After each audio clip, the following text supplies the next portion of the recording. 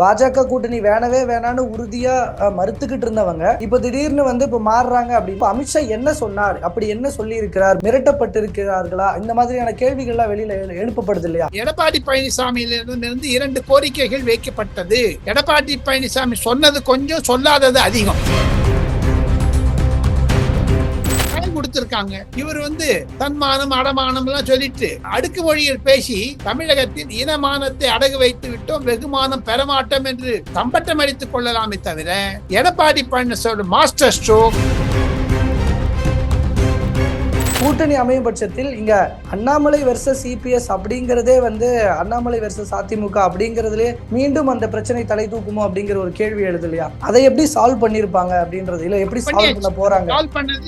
Solve பண்ணது அமித்ஷாவினுடைய தந்திரம், ராஜதந்திரம், அணுகுமுறை வைத்து சால்வ் பண்ணிட்டாங்க, அவ்வளவுதான். எடப்பாடி பழனிசாமி முதலமைச்சராக இருந்த பொழுது மு.க. ஸ்டாலின் சொன்னார், எதிர்கட்சி என்றால் அரசியல் செய்யாமல் அவியலா செய்யணும் என்று கேட்டார். இன்னைக்கு அண்ணாமலை செய்யறது அவியல், நம்ம எடப்பாடி பழனிசாமி செய்யறது அரசியல். என்னங்க விஜய் போன்றவெல்லாம் அடிபட்டுரும். விஜய்க்கு இருந்த ஒரு வேகம் இப்ப இருக்காது. அத பல்ஸ் பார்த்துட்டாரு. விஜயினுடைய பல்ஸ் எடப்பாடி பழனிசாமி பார்த்துட்டு அது வெறும் வெத்து வேட்டு, அது வெறும் திமுக ஃப்ரண்டல் ஆர்கனைசேஷன் சொல்லிட்டு தான் அவர் விட்டுட்டு பாஜக பக்கம் போயிட்டாரு. மீண்டும் அதிமுக பாஜக கூட்டணி தான் அமைய போகிறது அப்படிங்கறத இப்போ உறுதியா எடுத்துக்கலாம்.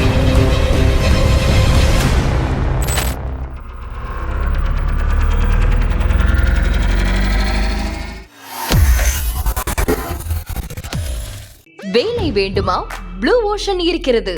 10th 12th டிப்ளமோ டிகிரி படித்தவர்களுக்கு உணவு, தங்குமிடம், இஎஸ்ஐ, பிஎஃப், இன்சூரன்ஸ் உள்ளிட்ட சலுகைகளுடன் அனுபவத்திற்கேற்ற நல்ல சம்பளம் 15,000 முதல் 30,000 வரை. பெண்களுக்கு முன்னுரிமை. 2,000க்கும் மேற்பட்ட வேலை வாய்ப்புகள் உள்ளன. இப்போதே தொடர்பு கொள்ளுங்கள். Blue ocean.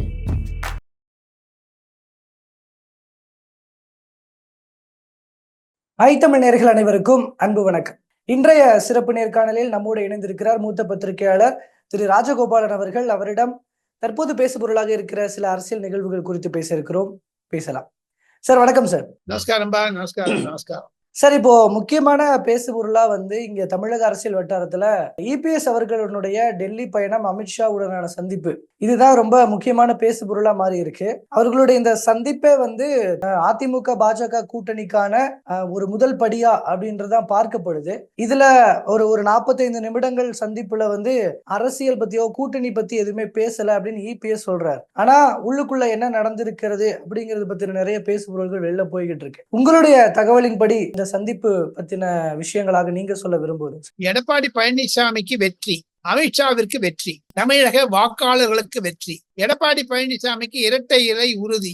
அமித்ஷாவிற்கு கொள்கை ரீதியாக பார்த்தால் என்டிஏ என்று சொன்னால் அது அதிமுக தான். தமிழகத்தை பொறுத்த மட்டும் அதிமுக தலைமையில் 2026 ஆட்சி அமைவது உறுதி. இந்த 4 நிலைப்பாடுகளை வைத்துத்தான் முன்னோடியாக பார்க்க வேண்டும் கோபிநாத். இது தமிழ் நேயர்களுக்கு ஒரு புரிதலை வைத்துக் கொள்ள வேண்டும் என்றால், டெல்லியிலிருந்து நான் தமிழகத்தை பார்த்து தமிழகத்தில் இருந்து வந்த எடப்பாடி பழனிசாமியையும் அமித்ஷாவுடைய மீட்டிங்கை பார்த்தீங்கன்னா பெரிய சிக்னிபிகன்ட் டேர்ன் இன் தமிழ்நாடு பாலிடிக்ஸ் தான் நினைக்கிறேன். இது திமுக ஏமாந்துருச்சு. திமுக எதிர்பார்க்கவே இல்லை. இனமானத்தை அடகி வைத்து வெகுமானம் பெறமாட்டோம் என்று தற்ற சபையில் ஒரு பெரிய சூழலை ஒடுத்தாரே முதலமைச்சர் மாண்புமிகு மு.க. ஸ்டாலின் அவர்கள். அவருக்கு இது ஒரு பெரிய இடி.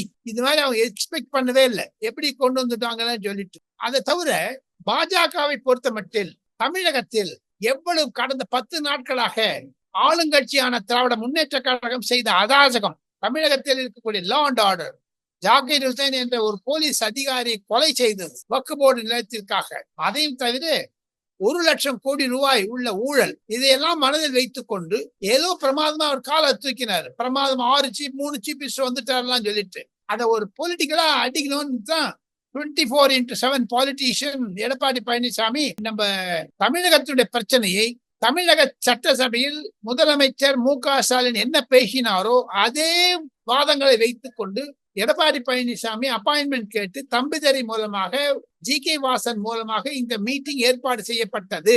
அதில் எடப்பாடி பழனிசாமியிலிருந்து 2 கோரிக்கைகள் வைக்கப்பட்டது. எடப்பாடி பழனிசாமி சொன்னது கொஞ்சம், சொல்லாதது அதிகம். பத்திரிகையாளரிடம் சொல்லாதது என்ன என்று கேட்டால், சண்டைக்காரன் காலில் விழுறதை விட சாட்சிக்காரன் காலில் விழுறது பெட்டர்னு தமிழ்ல ஒரு பழமொழி இருக்கு. அந்த இரட்டை இலை சமாச்சாரத்தை பற்றி குறிக்கோள் வைத்து கோரிக்கை வைத்ததில் கண்டிப்பாக இரட்டை இலை நம்ம எடப்பாடி பழனிசாமிக்கு கட்சிக்குத்தான் என்ற ஒரு ஊர்ஜிதமான நிலைப்பாடு வந்துவிடும். ஒன்று, அதில் எடப்பாடி பழனிசாமிக்கு வெற்றி. அமித்ஷாவிற்கு எப்படி வெற்றி? திமுக ஏதோ குதிச்சிருந்தாங்க, டப்பு டப்பு டப்பு டப்புன்னு தை தை தைன்னு குதிச்சிருந்தாங்க 10 நாளா. ஏதோ 4 சீஃப் மினிஸ்டர் வச்சு மீட்டிங் போட்டுட்டோம், டீலிமிட்டேஷன், ஆன்டி ஹிந்தி, ரூ அப்படிலாம் சொல்லிட்டு எல்லாத்தையும் புசி புசித்த வைத்தது இந்த செய்தி. எடப்பாடி பழனிசாமியுடைய பொலிட்டிக்கல் மாஸ்டர் ஸ்ட்ரோக் என்று நான் சொல்ல வேண்டும் என்றால் தமிழகத்தினுடைய நிலையை புட்டு புட்டு வைத்து விட்டார். அதையும் தவிர அமித்ஷாவுடைய கடந்த 10 நாட்களாக அவர் பேசி வரக்கூடிய தோரணை, கோபம், தமிழகத்தில் அந்த சிவராத்திரியின் பொழுது ஐஷா பவுண்டேஷன் கோயம்புத்தூரில் நடந்த பாஜக ஊழியர்கள் கூட்டத்தில் அமித்ஷா பேசும்போது கூட சொன்னார், தமிழகத்தில் 2026 என்டிஏ ஆட்சி வரும் என்று.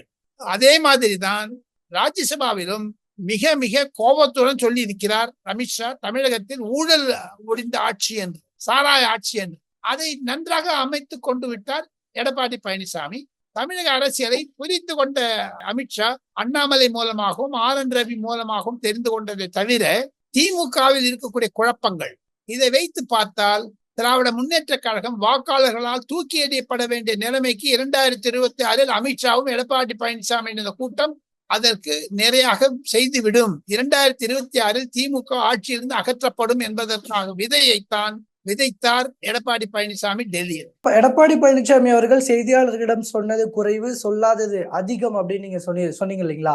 இப்போ நான் அந்த சந்திப்புல அப்படி சொல்லப்படாத ஒரு விஷயமாக அது அதிமுக பாஜக கூட்டணி சார்ந்த விஷயங்களாக என்னென்ன தகவல்கள் இருக்கிறது? ஏன்னா பாஜக கூட கூட்டணி கிடையவே கிடையாதுன்னு சொன்னவங்க எதை மையப்படுத்தி இல்ல எதை வைத்து பாஜகவோட கூட்டணிக்கு போற வழியில் திருப்பப்பட்டிருக்கிறார்கள் அப்படிங்கறதுல அமித்ஷா எதை சொல்லி கன்வின்ஸ் பண்ணார்? அதெல்லாம் உதயநிதி சொல்லிட்டு போலாங்க Gopinath. Who cares for him? Tell me. பொதுமக்கள் திமுகவிற்கு எதிராக இருக்கிறார்கள். 40% விதவைகள் அதிகமாகிவிட்டன தமிழகத்தில். சிறு மாணவர்கள் 5ஆம் வகுப்பு படிக்கக்கூடிய மாணவர்கள் ட்ரக் அபியூஸ் பண்றாங்க சாக்லேட் மூலமாக. ஆக மொத்தம் கேரளாவிலும் தமிழகத்திலும் ஆந்திராவிலும் கர்நாடகாவிலும் ட்ரக் அதிகமாகி விட்டார்கள். டீலிமிட்டேஷனுக்கு முதலமைச்சர்கள் மாநாடு கூடக்கூடிய திமுக ஏன் ட்ரக்கை பத்தி கூப்பிடுறதுன்னு அமித்ஷா நேற்று கேட்டிருக்காரு எடப்பாடி பழனிசாமி கிட்ட. தெரியுமா அது உங்களுக்கு? அதுதான் நான் சொன்னேன், சொல்லப்படாதவை அதிகம். எங்க 2 மணி நேரம் பேசியிருக்காங்க, அது டிரான்ஸ்லேஷன்லயே ஒரு அரை மணி நேரம் போனா கூட புரிதல்கள், அந்த ஒரு கூட்ட அமைப்பே ஒரு பாருங்க, அதுதான் வெற்றி என்று நான் சொல்லுகிறேன். இவங்க திமுக என்ன ஒண்ணா சொல்லட்டும், செல்வ பெருந்தகை மீது நேற்று சவுக்கு சங்கர் அவ்வளவு புகார் வச்சாரு. ஆம்ஸ்ட்ராங் கொலை வழக்கில் செல்வ பெருந்தகைக்கு தொடர்பு இருப்பதாக. அது பற்றி என்ன காங்கிரஸ் பற்றி எங்க ஒரு தமிழ்நாட்டுல கொலை பண்ணிருக்காங்க, அதுக்கு செல்வ பெருந்தகை காரணம் என்று சவுக்கு சங்கர் சொல்றார். சவுக்கு சங்கர் சொல்றதுக்கு பதிலாக காங்கிரஸ் என்ன தலைமையில் என்ன செய்கிறது, திமுக என்ன செய்கிறது? அது நீங்க எடப்பாடி பழனிசாமியை பத்தியே சொல்லிட்டு இருக்கீங்களே, அதை பத்தி ஏன் பேச வேண்டாம்? இல்ல, அமித்ஷா EPS சந்திப்பின் பின்னாடி அதிமுக பாஜக கூட்டணி குறித்தான பேச்சுக்கள் தானே முதல்ல இருக்கும். இப்போ பாஜக கூட்டணி வேணவே வேணான்னு உறுதியா மறுத்துக்கிட்டு இருந்தவங்க இப்ப திடீர்னு இப்ப மாறுறாங்க அப்படின்னா, அப்ப இந்த மீட்டிங்க்கு அப்புறம் அப்படின்ன போது அப்ப அமித்ஷா என்ன சொன்னார், அப்படி என்ன சொல்லி இருக்கிறார், மிரட்டப்பட்டு இருக்கிறார்களா, இந்த மாதிரியான கேள்விகள்லாம் வெளியில எழுப்பப்படுது இல்லையா? யாரையும் மிரட்ட வேண்டிய அவசியமே இல்லைங்க. அமித்ஷாக்கு இருக்கக்கூடிய அந்த ஒரு அரசியல் நுண்ணறிவு எடப்பாடி பழனிசாமிக்கும் இருக்கிறது. எடப்பாடி பழனிசாமி கடந்த 4 நாட்களாக முயற்சி செய்து வந்திருக்கிறார் அமித்ஷாவை பார்க்க வேண்டும் என்று. டைம் கொடுத்திருக்காங்க.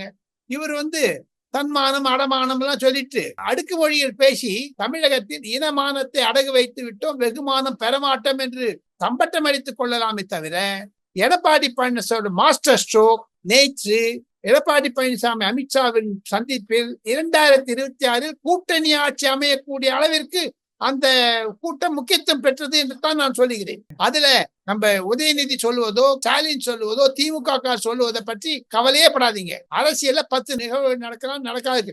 இப்போ விஜய் இருக்காரு, அவர் he's a front man of DMK. அது நான் முதல்ல இருந்து உங்க சேனல்ல சொல்லிட்டு வரேன். நானு அதை இன்னைக்குதான் அண்ணாமலை சொல்றார்.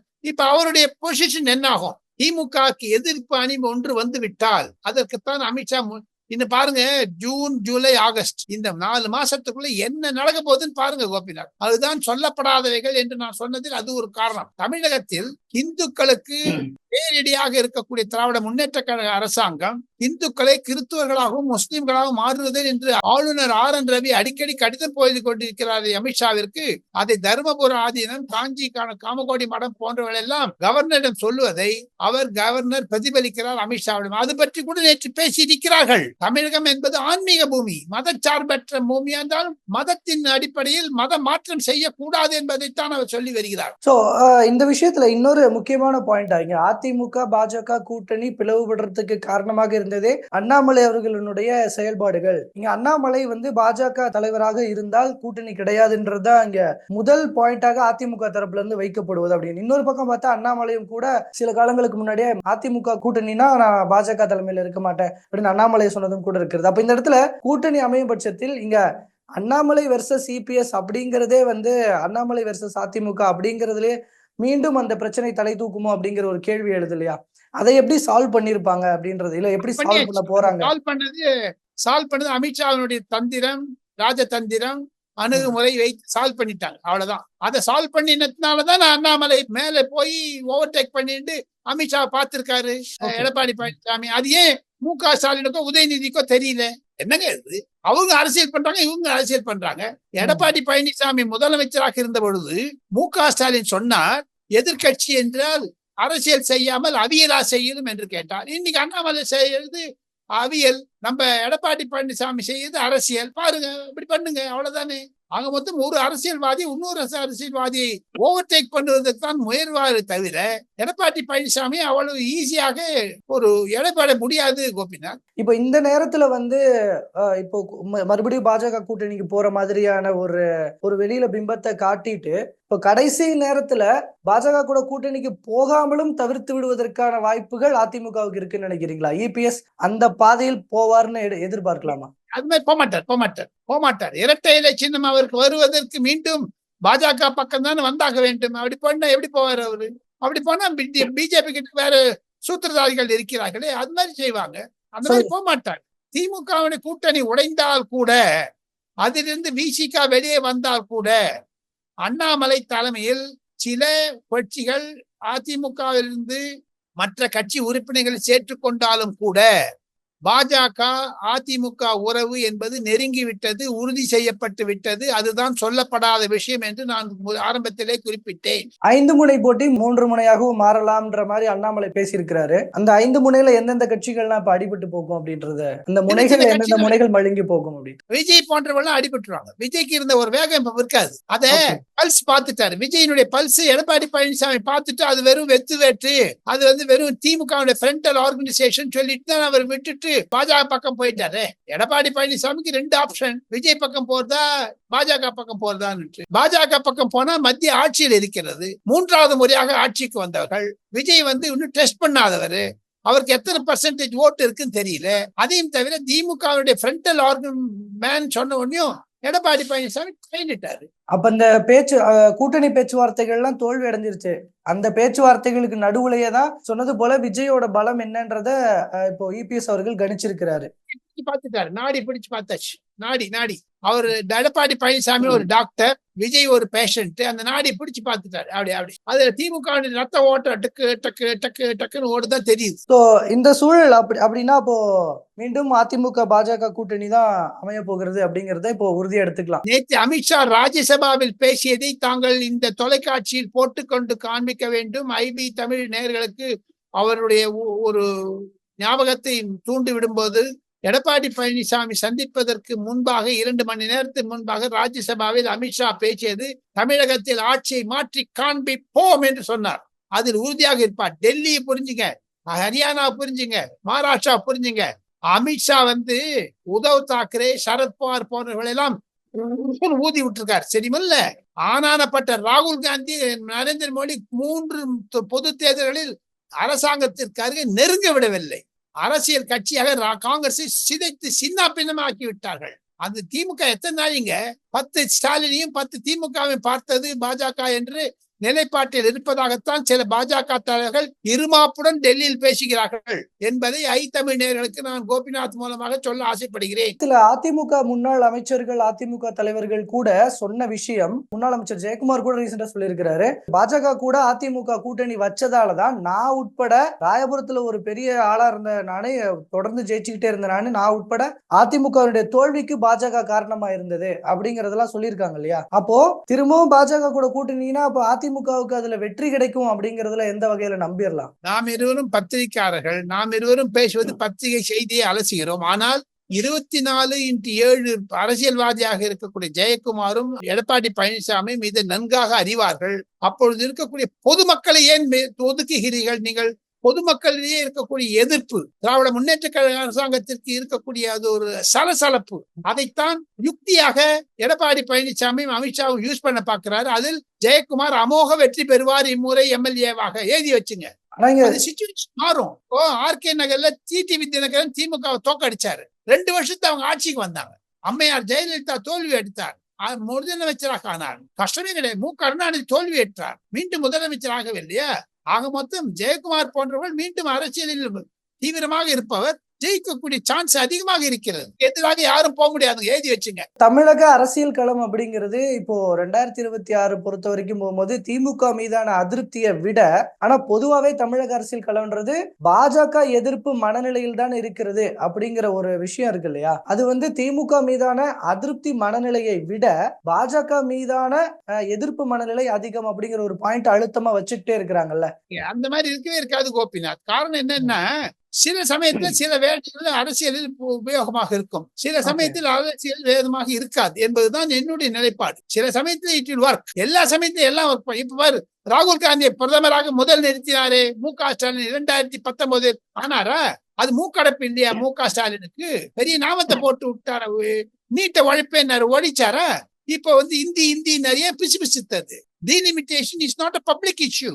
அதனால பொதுமக்களும் வாக்காளர்களும் சாராய ஊழலில் எப்படி தன்னுடைய மனைவியை இழந்து கணவனை இழந்து விதவைகளாக இருக்கிறார்களோ அது மாதிரி ஒரு delimitation issue is not a political issue. ஆக மொத்தம் தமிழக அரசியல் களம் மாறிவிட்டது. இன்னும் ஒரு வருடத்தில் தொடர்ந்து திமுக தலைவர்கள் ராஜினாமாவோ அல்லது கட்சியிலிருந்து வெளியேறுகிறார்களோ அல்லது சிறைகள் அடைக்கப்படுகிறார்களோ பொதுமக்களிடையே ஒரு பீதியை உண்டாக்கும் கண்டிப்பாக. எங்க அரவிந்த் கெஜ்ரிவால் போன்றவர்கள் எல்லாம் எங்கேயோ போயிட்டாங்க, ஜெயிலுக்கு போயிட்டு வந்தாங்க. சிதம்பரம் ஜெயிலுக்கு போயிட்டு வந்தாங்க, சும்மா இல்ல. அம்மையார் சசிகலா ஜெயிலுக்கு போயிட்டு வந்தாங்க. திமுக விதிவிலக்கல்ல. திமுக இருக்கக்கூடிய பெரும் புள்ளிகளும் ஜெயிலுக்கு போனாங்கன்னா அப்போ கலகலத்து. அதனால அண்ணாமலை சொன்னாரு, அரியாலத்திலிருந்து ஒரு செங்கல் எடுத்தேன்னா தொப்புன்னு அறிவாலை ஒரு செந்தில் பாலாஜி செங்கல் ஊறினாலும் முடிஞ்சு போச்சே. ஜெயிலுக்கு போற பட்டியல்ல முதல்வரும் இருப்பார் அப்படின்றதுலயும் நம்ம ஒரு அப்படி போனாலும் அது ஆச்சரியப்படுறதுக்கு இல்லைன்றீங்களா? தெரியும், அது கண்டிப்பாக. அது it leads to the top person. The buck stops at CM stable. எங்க அரசாங்கத்திற்கு 50% வருவாய் இழப்பு என்றால் அதற்கு முதலமைச்சர் தானே காரணம். அதைத்தானே பழனிவேல் தியாகராஜன் சுட்டி காட்டினார், மகளுடைய 30,000 கோடி என்று. இப்பொழுது புரிகிறதா? ஓகேங்க சார், பொறுத்திருந்து பார்க்கலாம் அடுத்தடுத்து என்ன நடக்க போகுது அப்படிங்கறத. இப்படி நடக்கும் பட்சத்தில் தொடர்ந்து பேசலாம் சார். தற்போது வரைக்கும் பல்வேறு தகவல்களை பகிர்ந்து கொண்டமைக்கு நன்றிங்க சார். தேங்க்யூ. நாஸ்தே.